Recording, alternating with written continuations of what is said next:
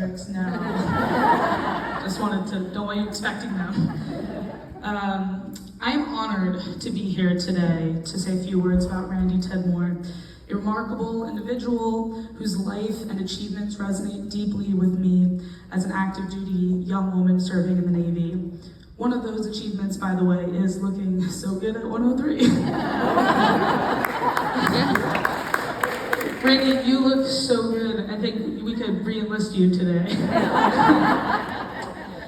Seriously, when I think of Randy working on B-26 wings and then joining the Marines in the 1940s, I see a woman with such a strong spirit of adventure and commitment to service that she embraced challenges in fields traditionally dominated by men, and that leaves an impression. Joining the military takes immense courage, but enlisting during a war at a time when women rarely did so requires an extra level of courage. As a Marine veteran, a Rosie the Riveter, and just generally an intrepid trailblazer, Randy exemplifies the strength and determination of women in service, especially those first women in service. When Randy joined the Marines, she was just one of 18,000 women, making up only 4% of the Marine Corps at that time. During World War II, the roles for women were limited but critical. Women served as everything from clerks and mechanics to aerial gunnery instructors. Though they did not serve in combat, they paved the way for over 1 million women who would follow in their footsteps, women like me. It cannot have been easy. Even today in aviation, only 7% of us are women. Today, I have been an officer for 10 years. I fly the MH-60 Romeo. This is a helicopter with missions in anti-submarine warfare, anti-surface warfare, medical evacuation, search and rescue. All of this means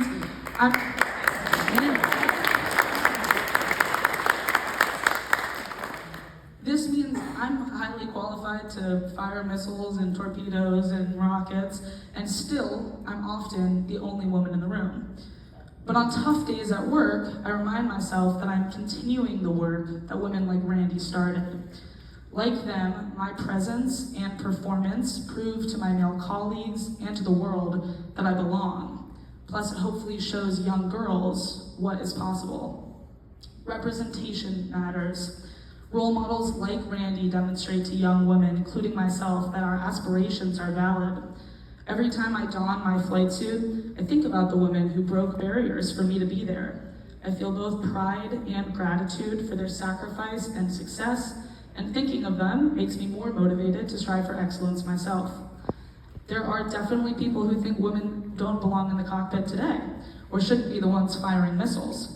But there were people in the 40s who didn't believe women should go to motor transport school, or learn to drive trucks, change spark plugs, or back up trailers. But then women like Randy got in there and did the job and showed everyone it could be done well. And by the way, when you're breaking into a new field like this, you have to be better than good because you're so visible. It's hard to fly under the radar when you're the only woman in the room, which means you know that Randy and all the other women like her had to go above and beyond to prove themselves. And in doing so, they laid the groundwork for the opportunities that women now enjoy. Perhaps now more than ever, it is our duty to honor these women and acknowledge the doors they have opened for us. Randy's story serves as a powerful reminder for young women in service and young women everywhere. While we may be a minority in some spaces, our contributions are vital to the fabric of our military and our society. Her legacy, and the legacy of all the women who served in World War II, remind us that breaking glass ceilings is not just about individual achievement, but about setting an example for those around us. As I navigate my career, I'm blessed to follow in the footsteps of women of World War II, women like Randy, and to join them both in this community of devoted service and also in the fight for equality. Hopefully, we can continue to inspire change and empower the next generation of women, not just in uniform, but in all walks of life, because the fight is not over. But in honoring Randy Tidmore, we celebrate all the women who have helped pave the path of progress. Randy, I am grateful for your service and for your example.